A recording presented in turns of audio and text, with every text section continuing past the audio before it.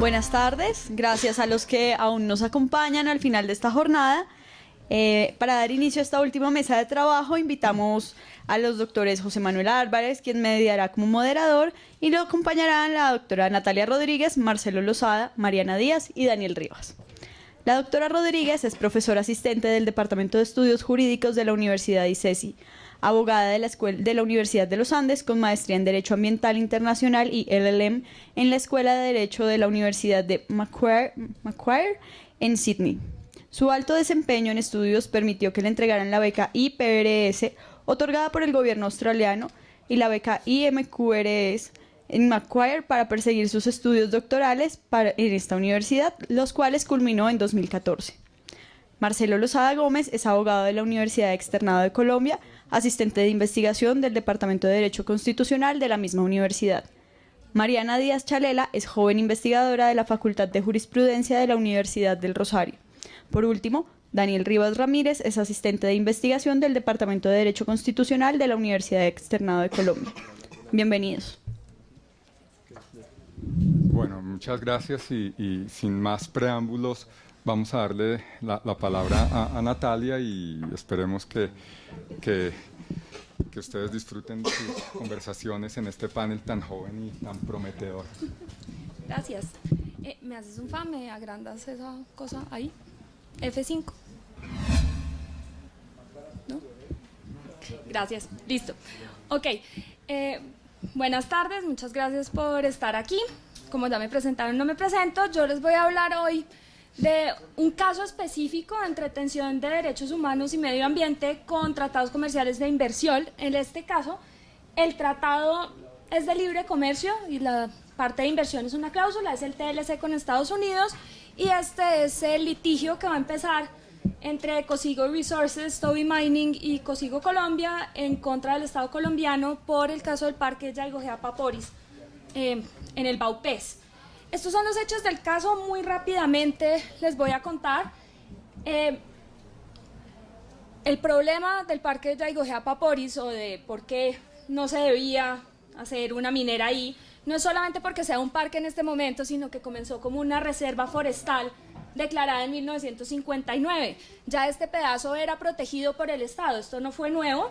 En 1998 se constituye el resguardo indígena del Yaigojea-Paporis. En el 2002, gracias, qué pena, Mininterior registra a la Asociación de Capitanes Indígenas del Yaigojea-Paporis como autoridad tradicional. En el 2007 es cuando Cosigo Resources ya radica la propuesta de contrato de concesión de exploración.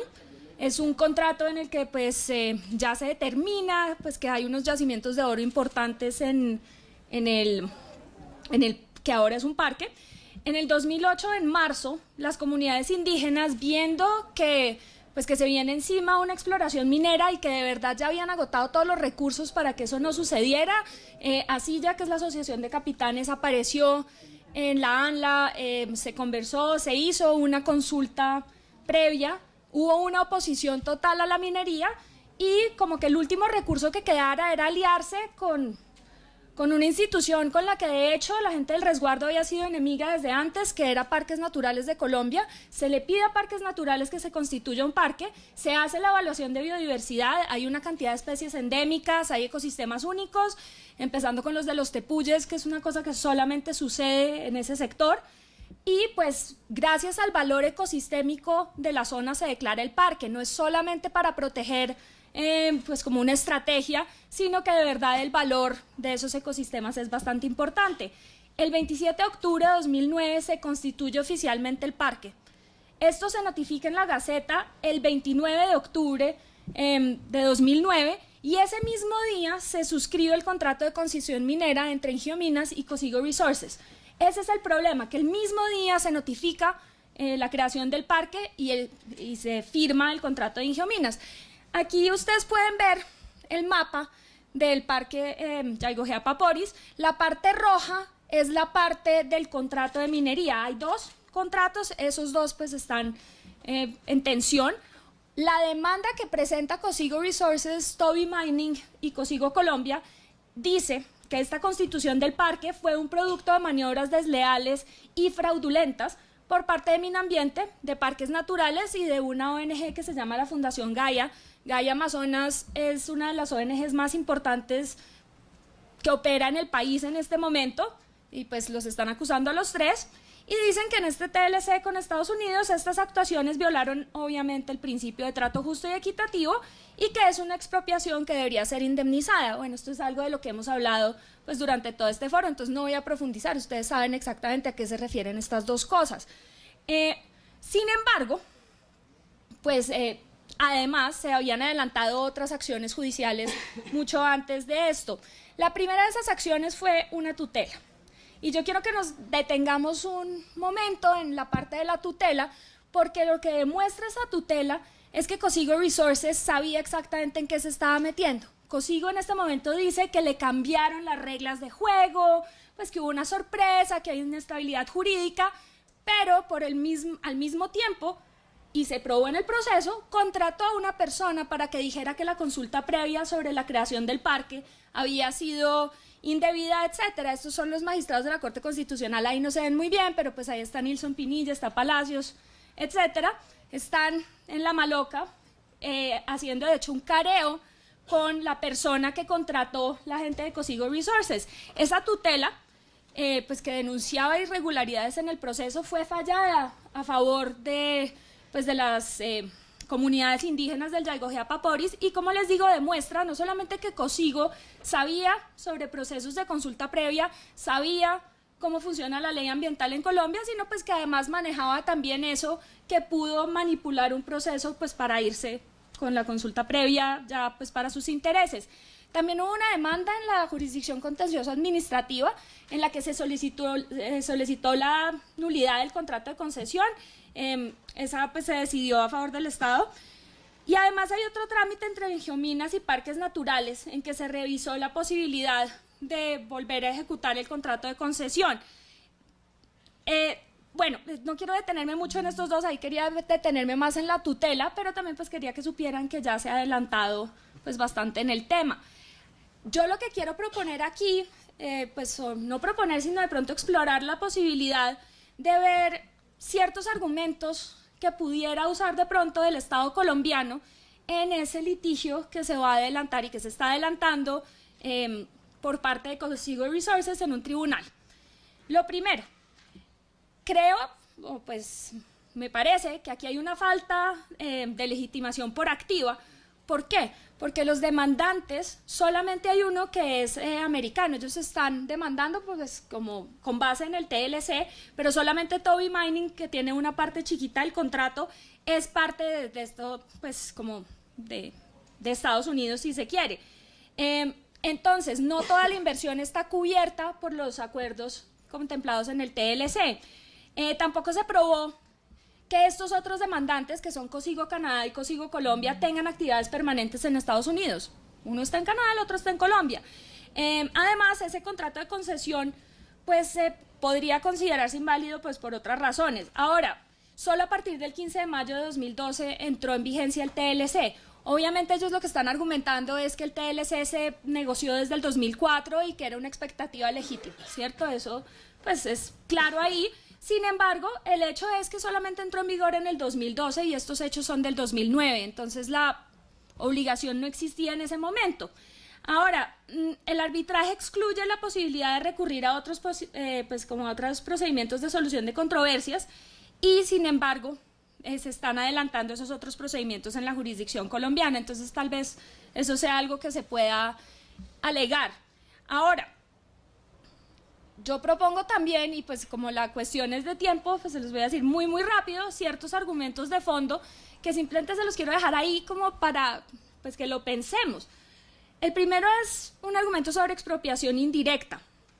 Ahora, esta constitución del parque no constituyó una expropiación indirecta. ¿Por qué? Porque la defensa que estuvieron haciendo las comunidades indígenas que habitan el resguardo del Yaigojea Paporis empezó desde el momento mismo en que se empezó a explorar la zona. Nada fue nuevo. O sea, de hecho, muchas veces los indígenas dijeron, nosotros preferimos como acceder a hacer un parque, que fue algo a lo que nos habíamos negado en los años 80, vamos a acceder a eso antes de que ustedes se tiren, por decirlo de alguna manera, a nuestro territorio. Entonces, esa expropiación no era algo que hubiera como tomado a estas personas por sorpresa. Ellos sabían a lo que se estaban ateniendo. Ellos no pueden decir que Colombia los sorprendió en ese caso. Cualquier due diligence chiquito probaría que esto podía pasar. Entonces, pues ese es como uno de los argumentos que a mí me gustaría que saliera ahí. En cuanto al trato justo y equitativo, pues lo que a mí se me ocurre es que cuando pues, se actúa de forma desleal o poco transparente o en violación del debido proceso es cuando existe un trato, pues una violación al trato justo y equitativo. En este caso, se dieron todos los procedimientos legales. El único problema que hubo fue que exactamente el mismo día estuvo la notificación del parque y estuvo la firma del contrato, y eso puede llegar a ser un problema. Y ahí puede que sí le quepa culpa también a Ingeominas, que ha debido estar más atento, pero esa constitución del parque no fue un secreto, eso fue un proceso en el que además hubo consulta a una cantidad de autoridades competentes, y de hecho tanto Ingeominas como Cosigo Resources sabían que se estaba negociando la constitución del parque, no fue una cosa que surgiera de la nada. Ahora, también hay un deber de planeación del Estado, ¿cierto? En este momento yo lo que quiero invitar es a que las autoridades tanto ambientales como pues en el caso de los pueblos indígenas, que también tienen que ver con no solo con el medio ambiente sino con derechos humanos, estén mucho más al tanto o más encima de este tipo de procesos. Esto no debería ser un derecho totalmente fragmentado, y yo sé que esto suena cliché, pero seriamente cuando estamos hablando tanto de valores ecosistémicos como de valores de derechos humanos, sí tiene que haber una mayor como fuerza, pues no sé, como de colaboración entre los entes estatales, pues para evitar estas cosas. Como les digo, en este caso era muchísimo más claro y sería totalmente injusto que el Estado colombiano entrara a responder por algo que era totalmente legítimo, totalmente legal y que no tomó por sorpresa a nadie. Pero esto sí se tiene que abrir, y eso es lo que quiero invitarlos a ustedes a mirarlo en procesos como el de la Macarena o como el del Páramo de Santurbán o como el de Cajamarca, en los que hay casos de derechos humanos en los que seriamente sí están tomando al inversionista por sorpresa. ¿Cierto? En Cajamarca lo tomaron por sorpresa, en la Macarena peor. En la Macarena lo que sucedió fue que a Corpo Macarena se le vencieron los términos y decidió ignorar sumariamente el debido proceso, y eso es algo que uno no puede hacer. Fue un golpe mediático. Entonces yo quiero es que el caso del Yaigojea Papori sirva para como mostrar que sí puede haber una cosa compatible entre derechos humanos, protección al medio ambiente e inversión extranjera, así no parezca, pero pues lo es, y evitar lo que está pasando con los otros. Esa era como la parte de, pues, que quiero dejarles ahí. Muchísimas gracias. Muchas gracias, Natalia. ¿Cuánto te vas a quedar hasta el final? ¿No? O sea, casi, ya. pero me quedo a esta. Ok. De pronto, si hacemos 2 minutos de preguntas o comentarios, y yo dejo una idea general. O sea, ¿qué está haciendo la sociedad civil aquí? Entonces, tú estás reclamando y tú eres sociedad civil para mí. Yo soy totalmente sociedad civil. Por eso. Entonces, por eso me alegra encontrarlos y a todos los pocos que sobrevivieron. Los sistemas arbitrales de inversión tienen la posibilidad de intervenir como amigos de la Corte. A mí lo que me parece que sería muy rico, digo, muy rico frente a la práctica que podrían hacer en las clínicas de las universidades, ¿sí? Intervenir De hecho, sí. en los procesos. Y todos esos argumentos, claro, pero y todos esos argumentos incluirlos. Eso sería como que tanto en Santurbán como en Cosigo y en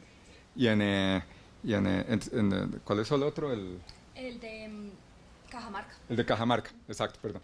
Entonces, simplemente es como esa reflexión para todos que estamos que nos morimos por litigar, vamos, y esa es una forma, ¿sí? Una forma en que se puede intervenir como quiera, para defender o para atacar. Eso está en la libertad de cada cual. Entonces, ahora sí, con ese comentario, ¿alguna pregunta, comentario que quiera hacerse a Natalia? Están muy parcos. ¿Todo bien? Sí, usted, de la mesa. No. ¿Sí? Pues yo voy a hablar de Santurbán. Ah, bueno, entonces... ¿Vas a hablar de Sí, entonces San- hablar ya de Santurbán? Así que no puedo quedar. Ella también se tiene que ir. tranquila. ¿Ah, sí, también? Buenísimo, ¿no? Bueno, y las alcanzamos en el taxi y preguntamos, pero adelante.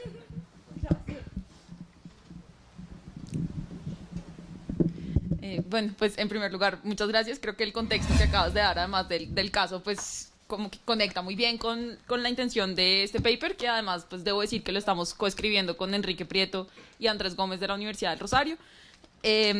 Y antes una aclaración sobre lo que decía el doctor José Manuel sobre la intervención. Yo cuando hice consultorio jurídico en los Andes, en la Clínica de Medio Ambiente, intervinimos en el proceso de la C036. Entonces creo que ahí hay unos espacios y con el Rosario estamos interviniendo, por ejemplo, en el TLC de Francia, con un semillero de investigación, y creo que definitivamente es un espacio para la ciudad, para la participación de la ciudadanía, que es muy importante. Para el tema de Santurbán, les voy a hacer un resumen muy, muy breve del caso. No concierne un parque natural, sino un título minero que adquirió Ecooro. Ecooro antes se llamaba Greystar y es una compañía canadiense.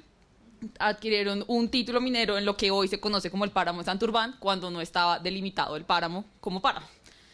El título lo adquirió en 1994. Ahí hay una cantidad de cambios en la jurisprudencia y en la legislación ambiental.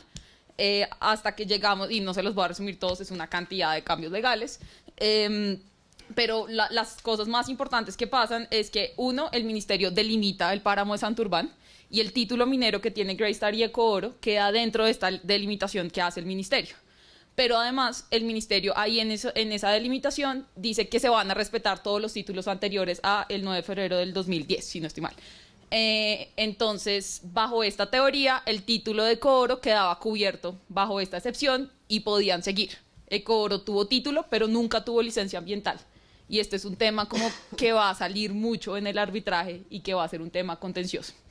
Después, esto llega a la Corte Constitucional y la Corte emite la C036, 035, C035 del 2016, que bueno, todas las críticas que hay para hacerle a esa sentencia, pero básicamente dice que la excepción que había dicho el ministerio para el 2010 no vale y que no se puede hacer minería en páramos independiente de cuándo hubieran comprado el título, básicamente. Esto es un resumen, tómenlo, exacto, completamente ejecutivo, tómenlo con todos los grados de dudas que quieran, porque esta sentencia tiene una cantidad de problemas en términos de autoridades regionales, del papel de las CAR, pero para el caso de Santurbán, la Corte dice no se puede hacer minería en páramos. Entonces, Santurbán llega al CIADI, hace como el Notice of Arbitration y estamos en el momento para elegir árbitros. Entonces la propuesta de este paper también es un poco qué podría hacer el Estado colombiano. Quizás es un planteamiento mucho más teórico, en el sentido que nuestra propuesta es que hay una cantidad de obligaciones internacionales de protección de agua y de medio ambiente que son vinculantes para Colombia y que son aplicables para el caso de Santurbán, y que constituyen parte de las razones por las cuales la Corte toma la decisión de la C035. Y que esta regulación ambiental internacional y regulación de derechos humanos, específicamente de acceso al agua, tiene la misma jerarquía que las normas de protección de inversión. Y aunque los tribunales de arbitramiento, y creo que esto lo expusieron muy bien en el panel anterior, no tienen la obligación de vincularse por estas normas de derechos humanos, nuestro planteamiento teórico es que como tienen la misma jerarquía en el derecho internacional, deberían hacerlo. Y esto tiene todas las críticas prácticas que ustedes puedan imaginarse, pues entre otras porque los tribunales y la constitución del CIADI dice que solamente están vinculados por el mandato de las partes. Y nuestro planteamiento es aún más grande frente al derecho internacional, y es que el derecho internacional debería actuar como un sistema coherente y como un sistema, y ahí ya hay un debate teórico gigante que los internacionalistas tienen constantemente. Nosotros estamos partiendo de la base que el derecho internacional es un sistema y que como sistema debe intentar producir resultados coherentes, y que esos resultados coherentes deben ir, si yo le exijo al Estado que cumpla con el acceso a agua y con ciertas protecciones ambientales, en este caso específicamente la Convención Ramsar para la protección de humedales y todos los tratados, los pactos de derechos económicos civiles, bueno, esa es una cantidad. Yo no le puedo también exigir, más bien penalizar, cuando cumple estas obligaciones internacionales por haber violado unas obligaciones de protección de inversión. Esto no tiene, si vamos a hablar de jurisprudencia de casos anteriores, más allá de Urbacer, que ya lo explicaron en el panel anterior, no muchos casos de Metalclad podría ser uno de estos donde hay un poco de integración con protección ambiental, pero en realidad no hay nada que nosotros les podamos decir como esto vincula al CIADI. Es una teoría más bien de cómo deberían los estados intentar que esto se incorpore a lo que podríamos decir que no es jurisprudencia, aunque yo también creo que hay un debate teórico sobre si hay o no hay jurisprudencia en el CIADI, pero sobre todo al caso específico de Santurbán. Además de esto, creemos que hay otro tema que quizás más práctico podría ser, y es la aplicación del principio de precaución en los casos de materia ambiental. Uno podría plantear, y esto tampoco es como que se haya hecho en el CIADI, pero es un planteamiento teórico sobre cómo los estados podrían incorporar argumentos nuevos ante el CIADI, y es pedir que en estos casos de protección ambiental se use el principio de precaución, que es un principio que está en la jurisprudencia constitucional colombiana y en jurisprudencia comparada, que vendría un poco también a la crítica que hacía el doctor José Manuel antes, y es la constitucionalización del derecho de inversiones. Pero sí es un principio constitucional, y en estos casos donde además no hay una certeza científica total, es un principio muy útil para la protección ambiental. Entonces nosotros, basándonos un poco en estas teorías de que las obligaciones internacionales de protección ambiental y de protección de derechos humanos, así como las de protección de la inversión, tienen la misma jerarquía bajo el sistema de derecho internacional, asumiendo que el derecho internacional es un sistema y que por lo menos debería intentar actuar de manera coherente como sistema, y además utilizando de manera práctica el principio de precaución para aplicar esto, consideramos que Colombia puede plantear estos nuevos argumentos ante el CIADI que vayan a ser exitosos o no, pero Argentina es uno de estos ejemplos donde la reiteración de este tipo de argumentos en algunos casos podría llegar a resultados como Urbacer y como otros resultados mucho más favorables, y entre otras porque pues, consideramos que Santurbán es como el inicio de esta cadena de casos que se van a presentar. Ya Natalia mencionaba hasta varios, pero todas las consultas populares pueden terminar allá, la protección de páramos. Es como un inicio a lo que podría ser una argumentación como Argentina usó casi que como argumentación de Estado, el estado de emergencia cuando la crisis. Colombia podría empezar a usar esta argumentación que nosotros creemos que teóricamente es lo suficientemente fuerte y que podría en algún punto llegar a permear el sistema del CIADI y llegar a resultados un poco más coherentes y de mayor protección ambiental. Listo. Gracias. Sí, vamos si quieren, a ver, cortica.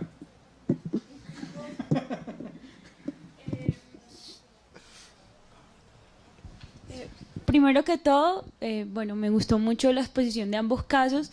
Sin embargo, también considero que el análisis debería trasladarse más allá de entender que sí se tienen que tener en cuenta esas obligaciones internacionales diferentes a las relativas al comercio y las inversiones. Yo creo que, bueno, en eso hemos estado, creo que hoy de acuerdo todo el día, pero la discusión debería trasladarse a cómo aplicar técnicamente eso. Si aplicarlas como ley aplicable, que llevaría a que un tribunal declarara responsabilidad internacional conforme a una ley aplicable, que generaría conflictos si yo voy a otro foro y digo, ya a mí se me pronunciaron sobre mi responsabilidad internacional. Entonces, llevarla como ley aplicable es sumamente complejo. Ahora, otra posibilidad puede ser entenderla como hecho, tal como se entiende el derecho nacional a nivel ante los tribunales internacionales muchas veces. Otra posibilidad, por ejemplo, para recordarle un poco lo que decía la profesora Rebeca ayer, que ella proponía aplicar esto como doctrina de las manos limpias, clean hands, y decir, si usted me violó todo lo habido por haber, todas mis disposiciones, pues usted no tiene las manos limpias para venir acá a alegarme esto. Entonces yo creo que la discusión fuerte estará en cómo técnicamente, jurídicamente, vamos a traer estas disposiciones ante el CIADI, porque yo creo que el discurso de tenemos que tener en cuenta estas obligaciones, no se vuelva a pasar el caso Chevron contra Ecuador, no me vengan a matar a mi población indígena, pues ese discurso encaja muy bien, me parece a mí, pero la discusión tiene que irse hacia ese lado, y pues sería interesante pues escuchar algo al respecto. Tomamos la de la profesora Paola.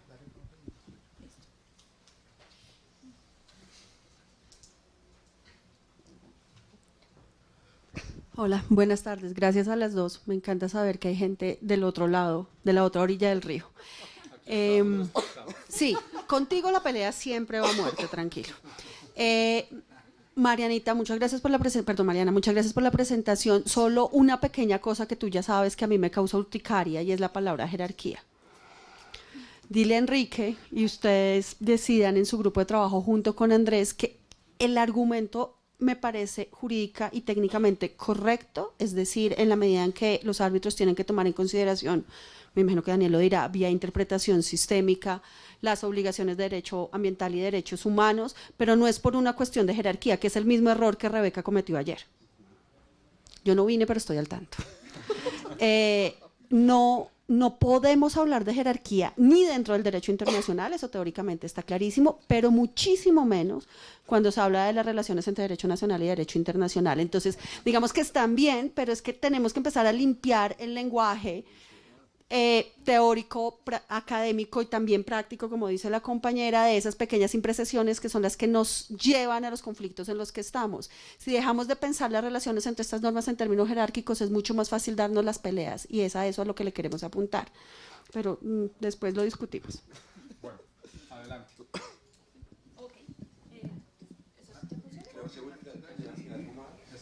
Sí, a ver. Yo estoy completamente de acuerdo con Paola. El tema de la jerarquía nos genera digamos, unas interferencias en la comunicación que no son las mejores en este tipo de circunstancias. Pero hay un segundo punto que a mí me llama mucho la atención y que, digamos, en las dos exposiciones queda como absolutamente olvidado, y es que pareciera que el inversionista, y yo me estoy poniendo del otro lado pese a que yo no estoy allí, ¿cierto? Pero pareciera que el inversionista es el único que ha fallado, y no tenemos que olvidar que el Estado ha sido absolutamente torpe, ¿cierto? Entonces, digamos, si venimos a hablar de la teoría de las manos limpias, pues bueno, pero el Estado las tiene bastante sucias, ¿cierto? Y si hacemos un recorrido de toda la actividad administrativa en cada uno de estos casos, pues uno diría no. Tal vez en ese caso donde lleguemos a alegar una circunstancia de esas, nos van a dar más duro la cachetada de regreso, porque pues el Estado colombiano ha sido absolutamente, digamos, imprudente en la gestión de esas circunstancias. No, solamente pues como un comentario más que una pregunta. ¿Sí? Ah, ok. Bueno, no, muchísimas gracias por los comentarios. De hecho, están todos relacionados, entonces voy a contestar al tiempo. Listo. Definitivamente no hay una jerarquía. Es un hecho de la naturaleza y uno no puede sacar ese argumento en ninguna parte. Y eso también es uno de los retos cuando uno está hablando de litigar en derecho internacional, sea o no de inversión. Entonces, ¿qué pasa aquí? Yo como lo veo, es más, y ya respondiendo a tu pregunta específicamente, es un asunto de due diligence. Porque sí, tú no puedes decir que es la ley aplicable dentro de un contrato, eso obviamente incomoda y tú ahí tienes pues el instinto totalmente claro. Pero sí es un asunto que cuando uno va a invertir en un sitio, como cuando uno invierte en una empresa, uno lo primero que hace es un due diligence de ver cuáles son los riesgos, las contingencias, si es una buena inversión, etcétera. Lo primero que sabían ellos era que era un resguardo indígena, que era complicado y que habían estado opuestos desde el principio a eso, que es algo que no pasó en Santurbán.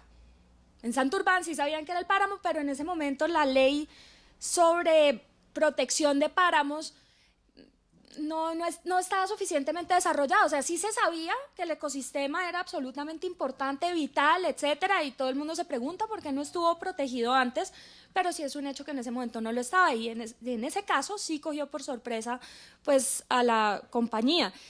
El Estado sí ha fallado mucho, y la falla del Estado, pues dentro de mi campo de experticia, que es el derecho ambiental, es en la fragmentación del derecho en Colombia. O sea, sí, tenemos unas instituciones técnicas y tecnocráticas, wow, muy famosas, como todas las agencias, pero no trabajan juntas, no trabajan con parques, no tienen una buena relación con el Ministerio de Medio Ambiente. El régimen de licencias colombiano es muy deficiente, muy deficiente. O sea, no es que lo vayan a cambiar, es que simplemente es deficiente y no cumple como con las expectativas que se tienen en el derecho ambiental. Hay otros casos en los que el Estado ha fallado más, y uno de esos es el que les estaba mencionando de la Macarena.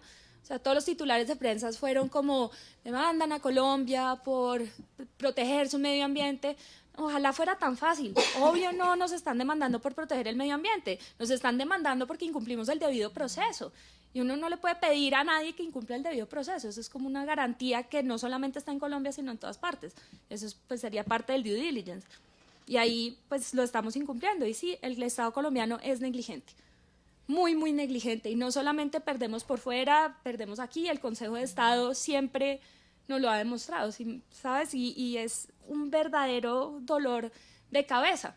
Entonces, sí, uno no puede decir que el inversionista es el malo del paseo, pero pues tampoco puede decir, ay, pobre Cosigo Resources, no sabían nada. Sabían todo, y es más, lo dijeron en las negociaciones, eran como, en 60 años vamos a ver de quién es ese oro. Literalmente lo dijeron en la mesa. Entonces, no sé, hay que mirar esa parte, pero sí, quiero recalcar la parte de las jerarquías, que tienen razón, no hay tal. Yo no entiendo lo de las jerarquías de que están hablando. Sí.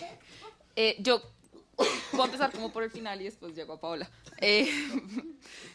Sobre todo con lo que decías de que el Estado no tiene las manos limpias y toda la teoría de clean hands, que además Rebeca, yo creo que tiene un punto el tema de clean hands, y Santurbán es uno de esos casos donde yo creo que es muy difícil alegar clean hands, porque a diferencia, por ejemplo, del parque de Apaporis, allá sí hay como unas alegaciones inclusive de corrupción por parte de la empresa. Hay un tema que la Corte menciona en la sentencia, es mucho más claro. Acá hay un cambio de regulación, hay negligencia administrativa por parte del Estado, pero también, por ejemplo, la expectativa que está teniendo Coboro nunca tuvo licencia ambiental tampoco. Es decir, es un tema que no es tan claro, no es tan como el Estado es negligente, sí, el Estado es negligente, pero ¿cuál es la expectativa de Coboro acá si nunca tuvieron licencia ambiental?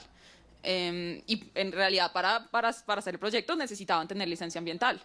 Y la licencia ambiental se niega antes de que se delimite el páramo por otras razones. Ellos vuelven a aplicar a la licencia y ahí ya está delimitado el páramo. Entonces ahí ya dicen, ya no se las podemos dar.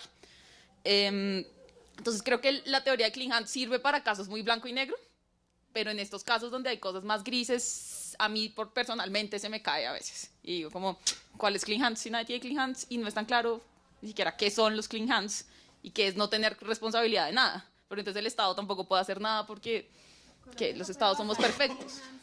Exacto. Nunca los vamos a tener. De acuerdo. No, somos unos corruptos. Sí, y las empresas también, pues una percepción de clean hands sin due diligence y sin corporate social responsibility tampoco puede haber. Un poco como a la aplicación práctica de esto, creo que Daniel les va a hablar de interpretación sistemática, y creo que esa es la salida para aplicarlo más prácticamente, en abstracto, teóricamente, pero creo que esa es una entrada que nos da desde la Convención de Viena. Y ahora con el tema de la jerarquía, yo creo que estoy de acuerdo en que uno no debería, y creo que hay un error de lenguaje mío inclusive, de decir que las normas de derecho internacional tienen unas jerarquías. Ahí estamos de acuerdo. Sin embargo, yo creo que como se ha aplicado el derecho de protección de inversión extranjera, ha creado una jerarquía frente a las otras normas de derecho internacional. Exacto, eso es lo que hay que romper. Entonces creo que sí, está mal decir como hay unas jerarquías de derecho internacional y por lo menos debemos igualarnos a la jerarquía el resto debe igualarse a la jerarquía de protección de inversión extranjera, pero sí creo que el CIADI y los arbitrajes de un CITRAL han creado una jerarquía frente a esto y han decidido estos casos solo a partir de las normas de protección de inversión, y a través de eso han creado una jerarquía. Y esa jerarquía, uno puede decir que no hay jurisprudencia, uno puede decir que no es un sistema, pero la están aplicando, y esa interpretación de lo que vincula al CIADI se aplica en los casos hoy en día. Entonces creo que esa jerarquía se ha creado, no que como que exista en teoría de derecho internacional, pero creo que se ha creado. Y creo que esa es la que hay que romper. Y de pronto la palabra no es como démosles la misma jerarquía, y ahí estoy de acuerdo, sino simplemente como es el mismo tipo de norma de derecho internacional. Hay que tomarla en cuenta. Okay. Pero muchas gracias. Bueno, pues este panel es muy prometedor, está muy movido. ¿Sí? Y la verdad es que no saben lo que se están perdiendo los que se han ido para provecho nuestro. Yo quiero simplemente aclarar un par de cosas de esto. Son más de 11. En el páramo de Santurbán hay por lo menos unos 60 títulos mineros. Dos de estos señores inversionistas, por lo menos son 11 títulos, no solo uno. Son 11 títulos. Entonces eso, los árbitros, hasta donde vi, ya nombraron 2. Falta Philip Sanz, es un super árbitro que nombró Colombia, tiene toda una background como ambientalista, como internacionalista, y yo creo que eso tendría que pesar. Ahora, un caso, Crystal Next, hace un año, ¿sí? Venezuela. O sea, no podemos comparar, pero con todo y que faltaba la licencia ambiental, los condenaron. $1.300 millones o $1.200 millones. Claro, allá sí no había ni 5 de clean hands, porque Chávez había dicho, ese oro tiene que ser para nosotros. Entonces cogieron eso y es una parte de las pruebas. Entonces, ya, ¿quién sigue ustedes dos? Bueno, y seguimos conversando. Yo me quedo hasta las 7 si quieren. Yo también tengo que salir, pero hay un artículo de Philip Sanz, inclusive, que es de donde viene toda esta teoría del principio de precaución, que se llama Litigated Environmental Disputes, es del 2008, si no estoy mal. Es buenísimo, está plasmada toda esta teoría del principio de precaución, de las normas de protección internacional ambiental. Entonces creo que Philip Sanz en ese panel es una esperanza grande para la defensa de Colombia, y más implementando estas teorías que vienen del mismo Philip Sanz. Sí. Exacto, literal. Muchas gracias. Me tengo que ir, pero vuelven a escribir. Tú me habías escrito. Sí, vuelven a escribir. Cierto, claro. Eso. Un momento. Bueno, adelante, mientras nos cambiamos las tarjetas. Okay. Bueno, muchas gracias a los que quedan. Tal vez debí comenzar yo, pero por el tiempo no daba, porque bueno, mi tema, aunque se ha enriquecido a lo largo de estos 2 días bastante, y voy a tomar uno de los consejos del doctor José Manuel y de Daniela de hablar técnicamente al final, pues voy a hablar del rol de la Corte Constitucional en este tipo de controversias, o más bien lo que ha pasado con la Corte Constitucional en estas controversias.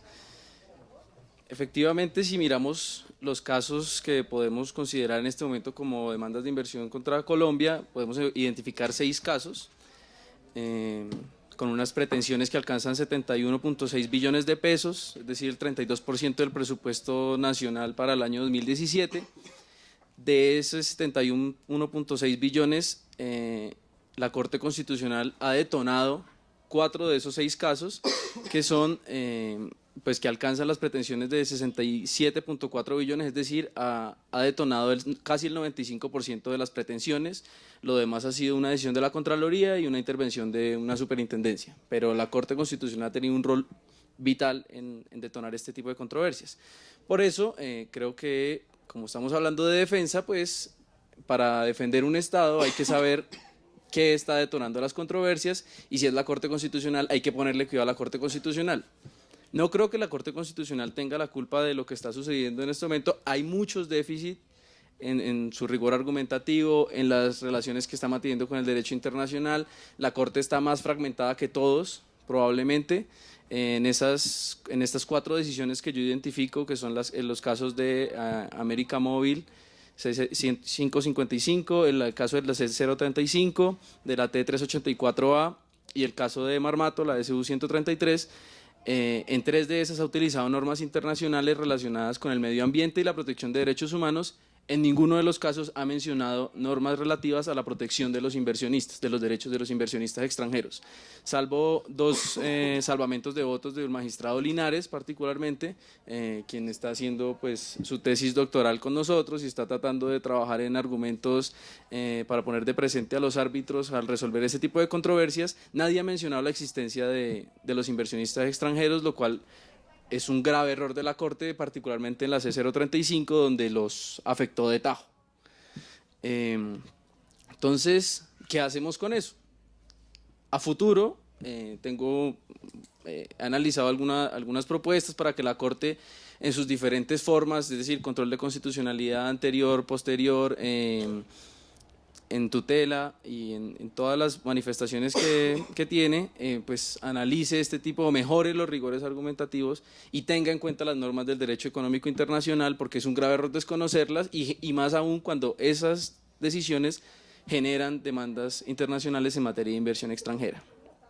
Eso a futuro. Ahora, ¿qué hacemos con estas 4 decisiones de la Corte que detonaron demandas internacionales?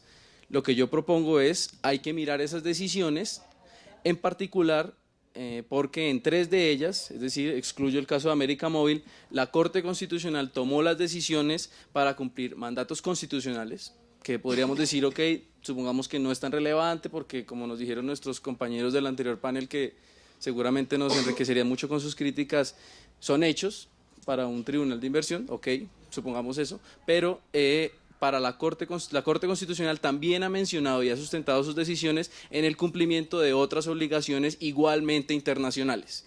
Más allá de las jerarquías que se mencionaron acá, lo cierto es que también son normas internacionales, son obligaciones del Estado y se han alegado como razones de la toma de decisiones por el cumplimiento debido. En 3 de esas decisiones normalmente son normas, bien sea de derechos humanos o de medio ambiente, como lo mencioné, y en ese sentido hay que tenerlas en cuenta. Entonces, para la defensa del caso de América Móvil no hay que tener en cuenta este tipo de normas internacionales porque no las mencionó la Corte y porque en realidad no están involucradas. Tal vez allí sí sirva seguir la estrategia peruana de un arbitraje de inversión privado con una naturaleza muy contractual, porque además la controversia está basada jurídicamente en la concesión, es muy claro lo que hay allí. La otra controversia de la Corte, pues yo creo que igual tiene una naturaleza muy contractual, pero los demás casos sí tienen una naturaleza de derecho público que se debe analizar con un bagaje que no se limite a esas consideraciones de los contratos o de la naturaleza privada. ¿Qué es lo que creo o por qué puede servir la Corte Constitucional y sus decisiones, aunque precarias, como insumos para la defensa internacional de los derechos? Ya lo anuncié, pero espero desarrollarlo un poco más. Porque contiene los insumos que justifican el cumplimiento o las razones de las decisiones que se tomaron que eventualmente pueden afectar a inversionistas extranjeros por intentar el cumplimiento de otras obligaciones igualmente internacionales, como son los convenios, el convenio Ramsar, el convenio de diversidad biológica y todos los que mencionaron las compañeras que me antecedieron. Y hay que intentar, o creo yo, el Estado debe intentar a partir de esas decisiones construir los argumentos que permitan armonizar aquel derecho internacional, o por lo menos poner de presente a los árbitros que hay situaciones en las que la fragmentación genera este tipo de conflictos y que esas situaciones pueden, por lo menos, como lo dijeron anteriormente, aminorar la cuantía de las indemnizaciones que pretendan los inversionistas. Hay otra particularidad en el caso colombiano, y es que de estas 6 controversias que mencioné, 5 están amparadas en tratados de libre comercio. Esto creo que es un cambio, no es un dato menor, por cuanto los tratados de libre comercio contienen un número mayor de obligaciones, tienen una regulación mucho más compleja, por ejemplo en temas de medio ambiente, que nos pueden servir para utilizarlos como lenguaje técnico. Entonces, para concluir esta sección, mi propuesta es: usemos a la Corte Constitucional como insumos, más allá de que va a mejorar con las propuestas que tal vez expongo en el paper con mayor detenimiento, pero usémosla como insumos y adaptemos eso al lenguaje técnico de los tratados. Me tomé la tarea en el panel anterior de buscar las disposiciones de un tratado como es el de Colombia-Canadá, que es uno de los tratados en virtud del cual creo que son 2 o 3 demandas de esas, aunque la de Cosigo también hay una parte involucrada que es canadiense, y aunque no se utilizó esa cláusula para demandar al Estado. Y entonces pasemos a adaptar esas decisiones de la Corte al rigor técnico de los tratados. Así simplemente me permito citar varias disposiciones del TLC, particularmente la relación del acuerdo con las obligaciones en materia de medio ambiente del Estado involucrado, que en este caso es Colombia. Entonces, en las disposiciones iniciales el artículo 103 nos dice: en caso de incompatibilidad entre este acuerdo y obligaciones de medio ambiente, las obligaciones de medio ambiente deben prevalecer cuando una parte tenga la opción entre medios igualmente efectivos y razonablemente disponibles para cumplir con dichas obligaciones y la parte escoja la alternativa que sea menos incompatible con las demás disposiciones del acuerdo, es decir, con el capítulo de protección a la inversión. En ese sentido, creo que la defensa del Estado puede concentrarse en adaptar ese cumplimiento alegado por la Corte Constitucional de normas de naturaleza ambiental, las que mencioné, diversidad biológica, Ramsar, entre otros, porque ha mencionado muchas en sus decisiones, y justificar cómo a partir de esa decisión la Corte Constitucional intentó efectivamente buscar la alternativa menos incompatible posible con la protección a la inversión del acuerdo, es decir, adaptar ese lenguaje a las consideraciones técnicas. Por eso necesitamos una Corte con mayor nivel argumentativo y que nos ayude a tener en cuenta esas consideraciones, porque si la Corte no toma en cuenta este tipo de lenguajes, no va a buscar cumplir con o a satisfacer este tipo de requisitos, como es escoger entre dos alternativas y probar y ponerle presente a los árbitros que utilizamos o nos decantamos por la medida menos incompatible. Y para el gobierno es mucho más difícil luego inventarse que la Corte sí lo hizo si la Corte no lo tuvo presente. Entonces, si va a tomar este tipo de decisiones, debe tener en cuenta estas normas. Ahora bien, hay cosas que de lo que tal vez no hemos hablado acá, y es que en el rigor de los tratados de libre comercio, las disposiciones no son muy alentadoras en cuanto a la protección del medio ambiente versus una posible afectación de los derechos de los inversionistas. Si miramos el capítulo de solución de controversias, en su artículo 2102 dice: el ámbito de la solución de controversias, salvo por cualquier asunto que surja de conformidad con el capítulo 16 laborales y 17 asuntos ambientales, en caso de cualquier disposición trata, se puede activar la controversia. Es decir, salvo por controversias de naturaleza ambiental. Soy un neófito en esta materia, no sé qué alcance le puedan dar los árbitros en este sentido, que tal vez puedan excluir la naturaleza ambiental en un arbitraje de inversión que surja a la luz del capítulo de inversión. No sé cuál es el alcance de esta cláusula, pero en principio excluye las normas de medio ambiente del tratado. Ahora el capítulo de inversión, artículo 812, en el evento de cualquier incompatibilidad entre este capítulo y otro, prevalecerá el otro capítulo en la medida de la incompatibilidad. Entonces uno dirá, no, maravilloso, ya está solucionado, si hay una incompatibilidad y el capítulo de medio ambiente establece que los estados no estarán obligados a disminuir sus estándares de protección en materia ambiental y no están impedidos en aumentarlos, pues, en principio prevalecería esa decisión frente a la decisión a los derechos de un inversionista. Pero más adelante, en el artículo 815, dice: las partes reconocen que no es adecuado fomentar la inversión mediante la disminución de sus estándares en materia nacionales de salud, seguridad o medioambientales. En consecuencia, no deberá, siempre que, lo que finalmente dice es que se pueden aplicar esos estándares en materia de medio ambiente siempre que no se trate de medidas injustificadas, arbitrarias, etc. Allí también la Corte, cuando vaya a tomar una medida que afecte a los inversionistas, tiene que tratar esos estándares, tiene que decirlo. Estamos aplicando un estándar que no es arbitrario o cuya justificación es la siguiente, de tal forma que brinde al gobierno los argumentos que puedan servir eventualmente, porque es ella quien está tomando las decisiones. Y finalmente, en el capítulo de excepciones, en el artículo 2201, el tratado dice: en las partes entienden que las medidas a que hace referencia el artículo 20b del GATT, es decir, aquellas que permiten garantizar ciertos intereses nacionales en detrimento incluso de alguna protección, dice: se incluyen las medidas en materia ambiental necesarias para proteger la vida o la salud humana, animal o vegetal. Pero, dice el mismo tratado, excepto en la medida que una disposición se aplique a servicios o inversión. Es decir, en este caso no podemos aplicarlo a una norma de inversión, por lo tanto no nos sirve el hecho de que se puedan aplicar normas decisiones para proteger una política ambiental. Y el mismo artículo 2201, el numeral 3, dice: nada en este acuerdo se interpretará de manera que impida a una parte adoptar o aplicar medidas necesarias para proteger la vida, la salud humana, animal o vegetal, o la conservación de recursos naturales agotables, vivo o no vivos. Si tomamos la decisión de la Corte en la C035 de protección al páramo o a los páramos en aras de garantizar el derecho al agua y cumplir sus obligaciones internacionales en materia ambiental, por cuanto la Corte hizo un análisis del impacto de los páramos y efectivamente pues, abastecen el 70% del agua del país y tienen una importancia y además son irreparables las consecuencias que se causan con la minería. Podríamos usar este tipo de argumentos y adaptarlos al tratado.